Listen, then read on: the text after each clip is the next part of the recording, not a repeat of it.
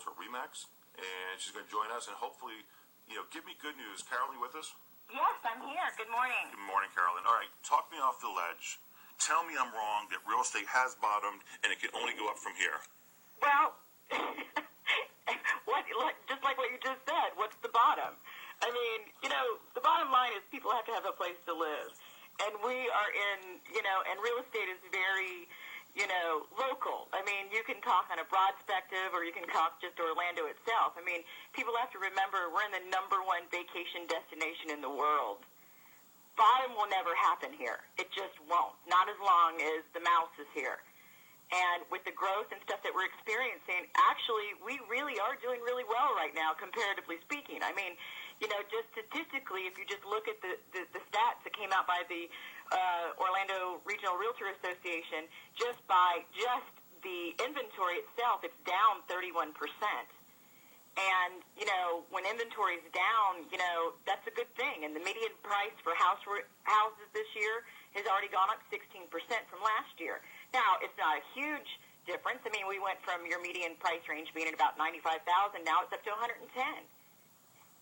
What do you think is causing this? Is it because people are either finally saying, okay, the bottom has been reached, and now I better get in before it goes up, or is it, some of the easier lending restrictions have finally been lifted? I think it's a combination of both.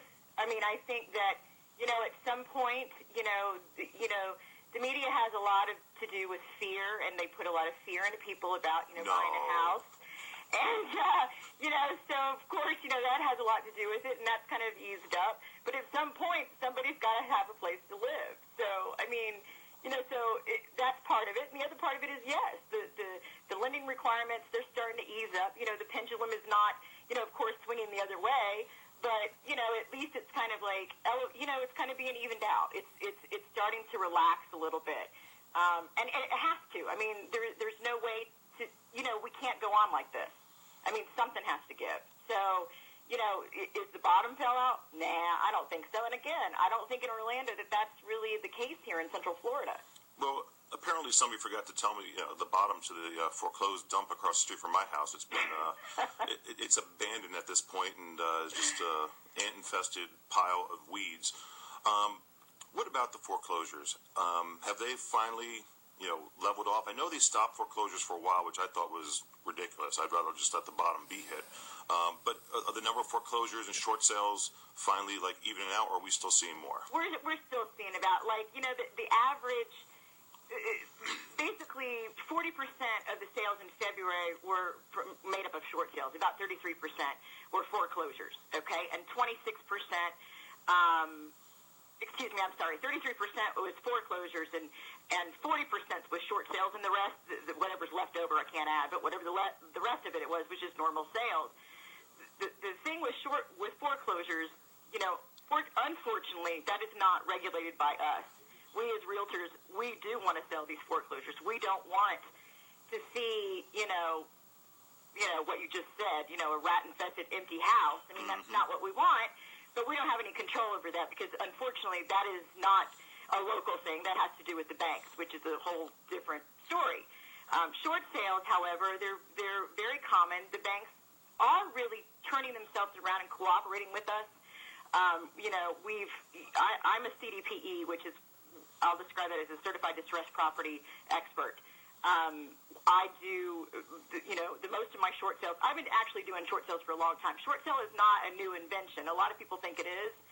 And, but you need somebody that's an expert in that. And in the beginning, it was very hard. Now, the banks are beginning to see that we are not, their foe, we're their friend. And so they've been working with us. And, some of the banks have really put in good systems that are able to bail people out of, their upside-down house. Is that what you're primarily, on the short sale side? Which banks do you see are, the easiest to work with? Because I have a friend who's a realtor, and I hear the horror stories of, this bank is brutal, this one's good. Which one are you seeing is best, or are you afraid to say it on the air because then you never get short sale? No, I'm not. No, I'm not. Actually, most of the banks are pretty good. I would have to say, and people will disagree with, you'll hear most of the horror stories, of course, came from the bigger banks. And it's obvious because they had the most loans.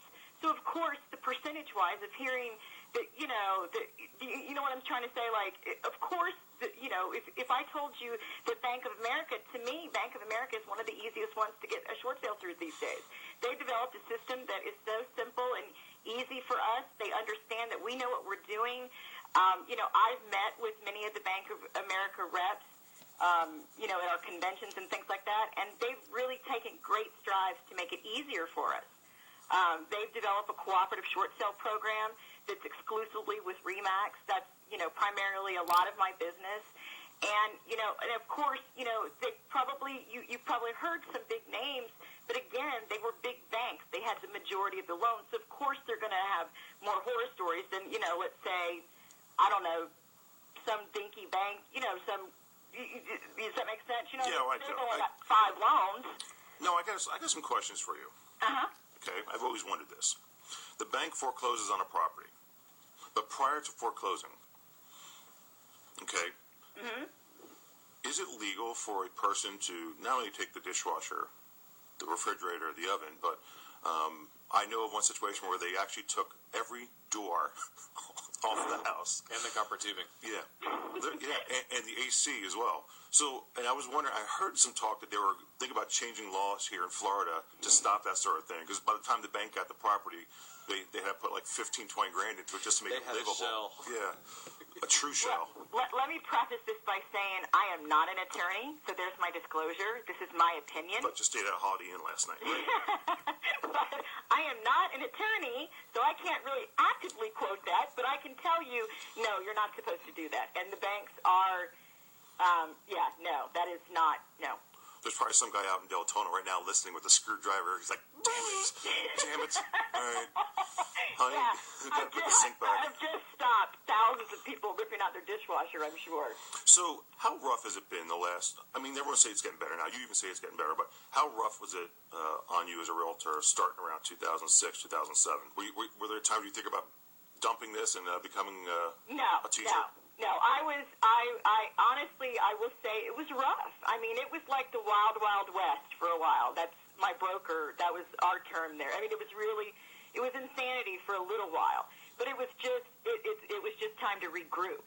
The whole country as a whole was regrouping. So, I mean, even as realtors in our business, we had to, take a breath and regroup. And, yes, at the time, our pocketbooks were a little bit less, just like everybody else's. But if you truly love what you do, then you take the hard, it's just like a marriage. You take the hard times with the good times. It's going to come. What goes up, goes down. What goes down will go back up. Just like Kim Kardashian. Hey, Carolyn, she lumped it out for, 32 days? No, I think it was 72 days, actually. Oh, see, that was twice as long as I thought. And she just got flowered the other day. I don't know if you saw that. No, I didn't. She was on the red carpet, and somebody just walked up to her with a bag of flour and hit her in the head with it. Poor girl. Poor thing. Carolyn, how can people reach you? They can either email me or they can go on my website, which is carolynhamm.com, and that's spelled CarolynHamm.com, or they can call me on my cell anytime maybe not at 3 in the morning, but anytime at 407-496-9617, and I'm also in the RE/MAX Property Southwest office in the Lake Nona area office. I work out of the Lake Nona area. All right, before I let you go, I want you to give anyone who's selling their home right now, it's always this misnomer, give them 3 inexpensive things they could do to improve their home value. Because I argue with my wife about this constantly. She goes, let's do this, let's do granite. That costs big money. What are 3 basic things that a seller would never even think about that could increase the value of the home and make it more attractive? It actually kind of basic stuff, which you've always heard. The kitchen, your bathrooms, and the front of your house, its appearance.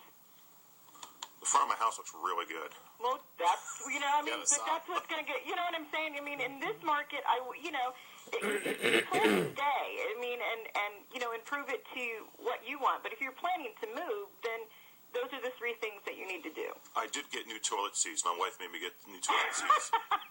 The quiet type, because she was tired of my son slamming them down at 7 in the morning. So I got the ones that are quiet and they automatically go down. So that should have good value.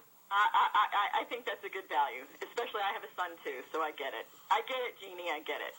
All right, Carolyn. Well, I want to thank you for your help. Hope we can speak to you again about some of these things and other ways that I can improve my home value without having to spend money on a new bathroom. All right. But thanks again, and we'll talk to you again soon. Okay, talk to you soon. Take care. All right, thank you. If Phil wants to speak, we're going to have the mayoral candidates coming up on the other side of the half hour here. 407-774-0810. If you'd like to speak with either Mike Cantone or Phil Diamond, they're running for mayor against Buddy Dyer. Give us a call. I'm going to take a quick break now, and we'll come back to the other side with the candidates.